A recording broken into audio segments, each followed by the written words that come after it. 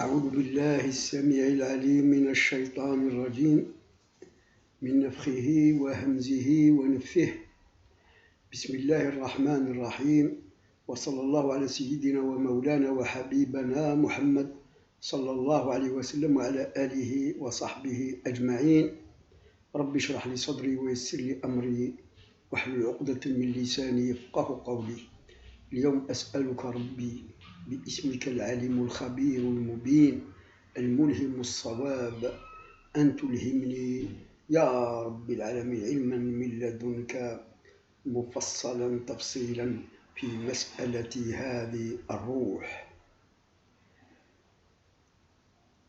Les gens sont vraiment indécis et complètement en quelque sorte désorientés quand on leur pose la question de qu'est-ce que l'esprit, qu'est-ce que Ruh. Il y a certains qui vous disent Ruh c'est l'âme, c'est-à-dire l'esprit c'est l'âme. D'autres vous disent que l'esprit c'est l'intelligence, c'est la raison. D'autres vous disent c'est la conscience. C'est la conscience. Déjà, même quand on ne réfléchit pas, quand on essaie de maintenir notre conscience, elle existe. On sent qu'elle vit, qu'elle existe. Donc, il n'y a pas consensus. De quoi s'agit-il réellement? Parce que cette question, effectivement, est la question la plus délicate, la plus énigmatique, la plus imperceptible, même par ce qui a été dit dans le Coran ou dans certains hadiths ou par des philosophes, depuis Aristote qui a écrit justement le traité sur l'âme, jusqu'à Ibn Arabi et par la suite Ibn Qayyim al-Jawziyya qui a écrit un livre intitulé Ar-Ruh, l'âme, etc. Moi aujourd'hui dans cette petite vidéo je vais essayer de présenter des pistes de réflexion, des raisonnements sur des logiques et des déductions qu'on pourrait tirer de certains versets du Coran et aussi par intelligence. Avant de rentrer dans l'explication, Inch'Allah, il faut revenir aussi au commencement, au début. Donc, au principe ontologique de la question de l'esprit. Dieu dit dans le Coran وَيَسْأَلُونَكَ عَنِ الرُّوحِ قُلِ الرُّوحُ مِنْ أَمْرِ رَبِّي وَمَا أُوتِيتُم مِنَ الْعِلْمِ إِلَّا قَلِيلًا. Il t'interroge au sujet de l'esprit, dit l'esprit relève de l'ordre de mon Seigneur et il ne vous a été donné que peu de science, enfin, dans ce domaine de l'esprit. Moi, je voudrais revenir au début. C'est-à-dire qu'au début, Dieu a un ordre. Il ordonne. إنما أمره إذا أراد شيئا أن يقول له كن فيكون. Regardez. إنما أمره, son ordre, quand il veut quelque chose, il suffit qu'il lui dise soit et elle est. Ils lui disent, ici dans ce verset, donc il y a la parole, il lui dit, il lui ordonne, et elle est selon ce qu'elle a été dans ses sciences et sa conception divine, subhanahu wa ta'ala. Et de nos jours, la physique quantique, les sciences de l'électromagnétisme, les sciences dans l'électricité, dans les énergies, dans les ondes, dans les fréquences, etc., sont allées très très loin. Bon, je ne suis pas un scientifique du domaine des énergies ou des ondes, etc., des fréquences, etc. Toutefois, moi, à un niveau spirituel, à un niveau donc réflexif, de réflexion, je voudrais lier ces processus à cet ordre divin, parce que Dieu lui-même le dit, et dans le verset de Sourate Al-A'raf, il dit, subhanahu azza wa jal, inna rabbakumullah الذي خلق السماوات والأرض في 6 أيام ثم استوى على العرش يغشي الليل النهار يطلبه حثيثا والشمس والقمر والنجوم مسخرات بأمره, c'est-à-dire elles sont soumises à ses lois par son ordre. Et puis il dit مسخرات بأمره ألا له الخلق, la création, والأمر, l'ordre. تبارك الله رب العالمين. Donc, c'est-à-dire que dans cette logique, dans cette perspective, dans cette pensée, Dieu ordonne. Mais lui, il ne ressemble à rien. C'est pour ça qu'il nous échappe complètement. Qu'est-ce que c'est que son ordre? Toutefois, il nous dit qu'il ordonne. Lui, c'est une entité invisible qui ne ressemble à rien. Et il est au-delà du subtil, c'est-à-dire au-delà de la lumière, des anges, même plus subtil que ça. Parce que même l'air ou le vent, il est subtil, mais il existe, il est quantifié, il est donc il est connu. Mais pas ce qui est subtil au-dessus de la lumière, au-dessus des anges. Et Dieu est au-dessus de tout ça, parce que c'est lui qui a créé les anges, il a créé la lumière, il a créé toutes choses. Et il ne ressemble à rien. Toutefois, c'est-à-dire, dans cette logique, s'il a une parole, s'il a un ordre à donner, tout ce qui existe réellement n'est venu que par son ordre. Après qu'il a été dans ses présciences, dans ses sciences, son omniscience, il a donc existencié par son ordre. Kun fayakun. Innama amruhu idha arada shay'an an yaqula lahu kun fayakun. Et dans le verset qu'on a cité au sujet de l'esprit, il t'interroge au sujet de l'esprit, dit l'esprit relève de l'ordre de mon Seigneur. Ça veut dire que Dieu a ordonné. Quand il ordonne, cet esprit se forme. Bon, à peu près c'est la logique. D'ailleurs, si dans le verbe humain, dans la parole humaine, dans son cri, dans son ordre, etc., les physiciens ont prouvé que la parole, le son a produit des ondes. Et les ondes eux-mêmes produisent même, le son produit des ondes, et les ondes produisent l'énergie. Et l'énergie peut créer, donc, peut provoquer la matière, créer la matière. Et d'ailleurs, dans cette logique, ça veut dire que Dieu, quand il a ordonné donc, à la masse compacte qu'il avait créée par son ordre aussi avant, la masse compacte, c'est-à-dire de se désintégrer dans l'univers, de former les cieux et la terre, puis il a ordonné aux lois qui régissent l'univers, les planètes, les astres, les étoiles, notre système planétaire, le soleil, la lune, la terre et les autres planètes. Il a ordonné à tout ce qu'il a donc fait, il a créé par son ordre, de suivre certaines lois. Ces lois, c'est ça qu'il a donc qu'il a créé, des lois qu'il a créées à tous ces astres, à toutes ces planètes, ces galaxies, etc., lesquelles donc sont soumises à ces lois divines de gravitation, d'attraction, de mouvement, etc. On revient le ruh. Le ruh, donc, c'est un ordre qui relève de Dieu lui-même.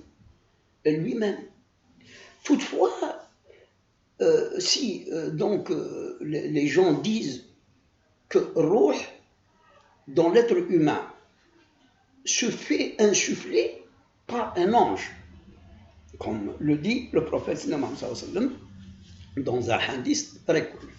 Quand l'embryon atteint les 120 jours, les 4 mois, Dieu ordonne à l'ange de descendre et d'insuffler Ruh, d'insuffler l'énergie de vie d'insuffler l'esprit de vie, cet esprit de vie. Et dans ce cas-là, Ruh qui a été insufflé en Adam, peut-être c'est autre chose parce qu'elle donc a été insufflée par Dieu lui-même dans Adam. Et ce n'est plus le cas pour la progéniture d'Adam qui donc reçoit donc l'esprit, Ruh, quand ils sont dans le ventre de leur mère, une fois qu'ils atteignent les 4 mois. Ce Ruh, qui est donc, pour certains, donc, c'est la conscience, pour certains c'est la raison et l'intelligence, pour certains c'est l'âme elle-même, c'est l'âme. Il y a effectivement quelque chose qui se produit après. Parce que cet esprit qui vient de Dieu lui-même, et par son ordre, on peut imaginer le fait que Dieu est présent partout, il connaît ce que contiennent les ventres de chaque mère qui est enceinte, il envoie l'ange insuffler, donc l'esprit, comme on l'a dit, là, donc, ordonne à cet ange d'insuffler l'esprit. Et là, c'est une question très, très, très difficile parce qu'elle met en conflit. Donc, l'esprit qui a été insufflé en Adam dans le paradis, et donc cette réalité où le prophète le confirme, sallallahu alayhi wa sallam, par ce hadith. C'est l'ange qui insuffle, ce n'est plus Dieu. Dans nos recherches, on a essayé de faire la différence, justement, entre l'esprit qui a été insufflé en Adam dans le paradis et l'esprit qui est insufflé par l'ange dans l'embryon. Parce que dans le processus de création d'Adam, Dieu a laissé en dernier son souffle pénétrer le corps d'Adam. Et dans certaines de les recherches, surtout dans la signification des mots, les secrets parfois que portent les mots arabes, parce que c'est une langue kabbalistique et parfois un mot veut signifier plusieurs sens à la fois. Et dans le processus de création d'Adam, Dieu dit subhanahu wa ta'ala, c'est-à-dire après l'avoir bien façonné, complété donc sa création, il lui insuffle après de son esprit, et après les anges se sont prosternés devant lui. Dans un autre verset, dans sourate Ali Imran, Dieu dit Inna mathalu Isa ibn Maryam kamathali Adam khalaqahu min tin thumma qala lahu kun fayakun. Donc il y a transformation. Donc dans Teswiya, donc son façonnage, donc sa perfection, son ajustement, l'organisation de ses organes dans son corps, etc., son système donc du cœur qui fait circuler le sang, son cerveau. Là, une fois tout ça a été fait, c'est Dieu qui insuffle dans ce corps qui a été fait. Il était vivant, attention, parce que kun fayakun, là il était vivant, comme Sidna Isa alayhi salam. Kun fakana hayyan fi batni ummihi Maryam alayhi salam. Alors là, on peut déduire que le souffle divin qui a pénétré le corps d'Adam, c'était bien autre chose. C'était bien l'intelligence et la raison et les facultés cognitives et les facultés cérébrales, intellectuelles. Ce n'est pas l'énergie de vie, ce n'est pas le souffle vital de vie. Parce que là, le souffle vital et la vie a été donné par donc l'ordre kun fayakun, et il s'est transformé d'argile à chair et en os et avec les organes qu'il a dans le corps.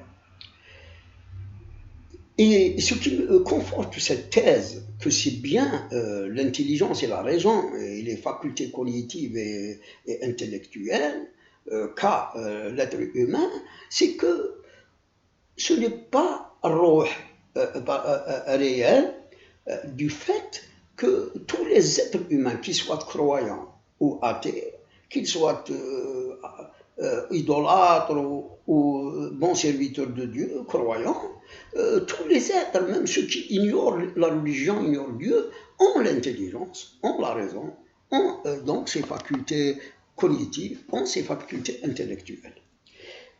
Donc l'homme a été créé comme ça, et Dieu a mis en lui la raison, l'intelligence, la conscience, et donc les facultés cognitives et intellectuelles diverses. De ce fait-là, d'ailleurs, il y a un autre argument à opposer à la question de Ruh, de l'esprit, que c'est l'âme et c'est le souffle divin. Le souffle divin, ça ne veut pas dire Dieu. Même Dieu, quand il a insufflé, ce n'est pas une partie de lui qui a pénétré le corps d'Adam, mais c'est un souffle divin qui a pénétré, portant donc ces facultés dont on a parlé, et tous les prototypes adamiques sortent avec donc ces capacités, ces facultés intellectuelles et cognitives et sensorielles que tous les êtres humains ont. Maintenant, si l'ange qui descend après les 4 mois dans l'embryon pour insuffler la vie, et ici, c'est Ruh, parce que le prophète Sayyidina Mohammed a bien expliqué que c'est Ruh, c'est-à-dire la vie, le souffle vital, l'énergie de vie. Ça veut dire qu'il y a le souffle vital, l'énergie de vie qui est en quelque sorte cet esprit et qui vient du ciel, qui est céleste, qui vient et descend par un ordre de Dieu aussi, qui est transporté par un ange, hein, que ce soit c'est l'ange lui-même donnant la vie, hein, ou bien c'est un ange lié à Sidna Jibril qui lui-même est Ruh, et on connaît toutes les histoires concernant l'ange Gabriel qui prouvent qu'il porte la vie, c'est lui la vie,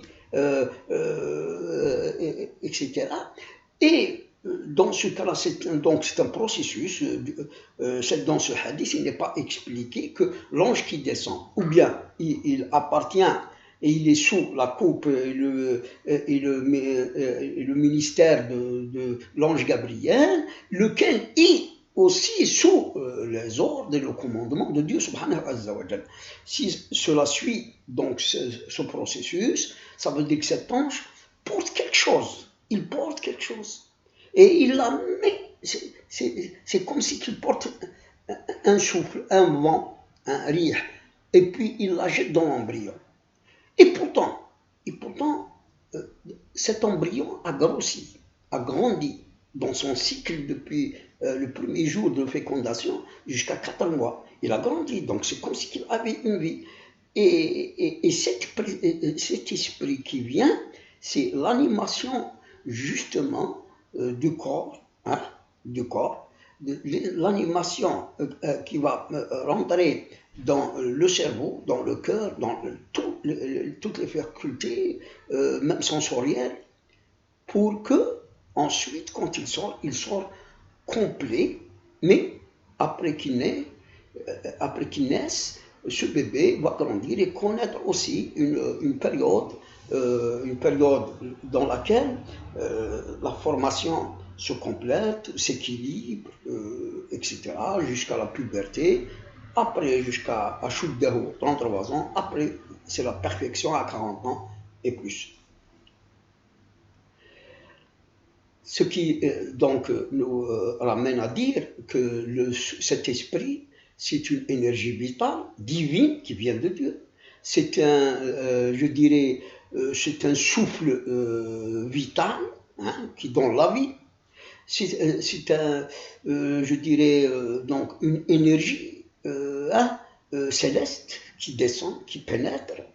Et c'est pour ça, justement, que les savants, enfin même chrétiens, hein, même ceux qui ont étudié la Bible, même des approches de la philosophie chrétienne, grecque, normalement d'Aristote, de Platon, etc., Et surtout, bien sûr, les grands savants musulmans, tels que Farabi, Ibn Sina, même Ibn Qayyim al-Jawziyya, et bien sûr les grands soufis mystiques tels que Ibn Arabi, Abu Hamid al-Ghazali, ou encore Jalaluddin al-Rumi, et encore Sohrawardi, Abdelkrim al-Jili, etc., qui sont partis très loin dans cette question de l'esprit, de Ruh. Moi, ce que je veux dire, c'est que pourquoi cette question reste en quelque sorte, malgré tout ce qu'on dit, elle reste toujours un peu floue. Parce que l'esprit n'est pas l'âme. C'est très très important. L'esprit, donc, qui relève de l'ordre de Dieu, n'est pas l'âme elle-même. Et comme je viens de le dire, donc les savants ont beaucoup réfléchi sur ça, ont beaucoup médité sur la question. Et donc il y a un schéma qui s'est fait, par les chrétiens, il s'est fait par les musulmans, par les savants musulmans, c'est que le corps humain, lui, est d'origine terrestre, parce que il a été créé de la terre. L'esprit qui est descendu du ciel, l'esprit est céleste. Donc l'esprit est céleste, le corps est terrestre, et l'âme, c'est ce qui se forme dans cette jonction. La jonction de l'esprit qui est céleste avec donc le corps qui est d'origine terrestre. Ce qui se crée entre eux forme la nafs. Comme Dieu le dit, le côté taqwa, il est céleste, il relève de l'esprit pur, de l'esprit divin, de Dieu lui-même.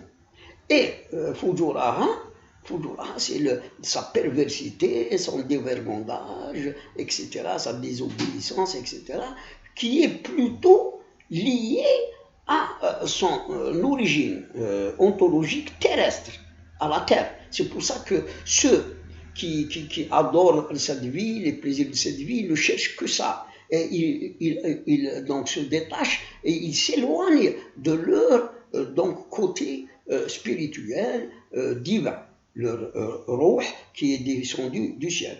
Et suivent les plaisirs, les shahwat, les désirs, les envies, les passions, les fantasmes, etc., tout ce qui fait joie, plaisir, pour donc faire nourrir leur côté terrestre, le côté matériel.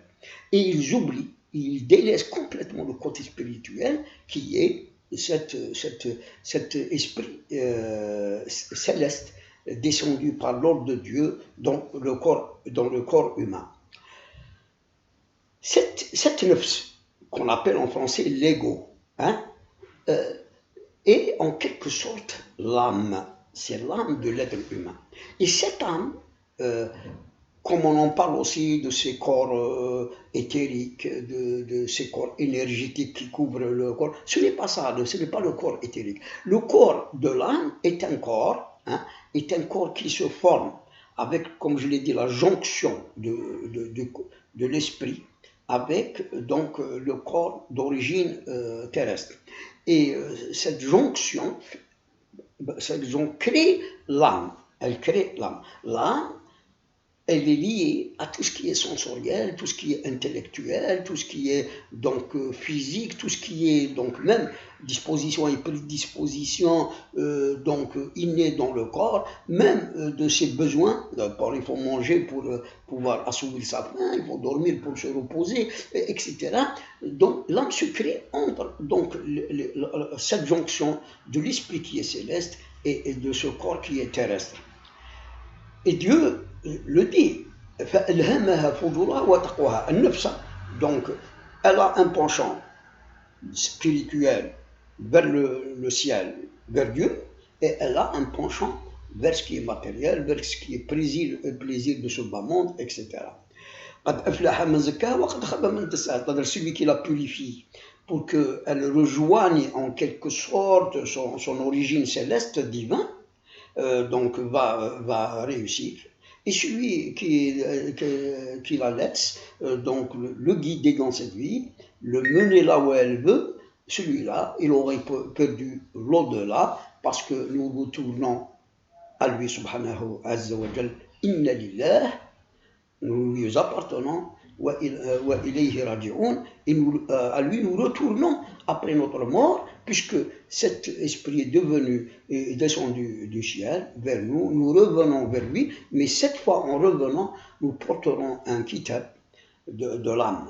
Nous porterons avec nous un kitab de notre âme, c'est-à-dire le livre de notre âme, le livre où a été inscrit nos bonnes actions, nos bonnes œuvres et nos péchés et notre désobéissance, etc. Tout cela est inscrit dans le livre de cette âme qui, quand elle remonte vers le ciel, elle remonte avec ce livre. Et d'ailleurs, par la suite, c'est le corps dans lequel elle sera réincarnée après la résurrection, ce corps qui sera éternel, donc, ou bien ce corps va avoir l'essence, va avoir donc des sentiments, va avoir toutes ses facultés intellectuelles et cognitives, du fait qu'il va ressentir les joies, les plaisirs, la béatitude du paradis, et il va, ou bien il va souffrir, il va goûter aux tortures et supplices de l'enfer, dans l'enfer. Et l'esprit reste l'esprit, c'est cette nefs qui va être réincarné dans un autre corps éternel, qui va sentir, ce n'est pas l'esprit, même l'ange est un esprit, mais il pénètre l'enfer et il ne ressent rien. Ruh, qui est la base, qui est le principe céleste, ne ressent ni les joies, ni les tortures. C'est une énergie, comme on dit, vitale, qui fait animer le corps, le cerveau, le cœur, l'essence, etc. Et ça reste, la fonction reste là. Tandis que la nefs, c'est elle qui sera donc jugée, c'est elle qui portera le livre, c'est elle qui va être donc réincarnée dans un autre corps donc éternel et qui aura l'essence pour goûter, donc comme on l'a dit, aux délices du paradis ou bien au supplice de l'enfer.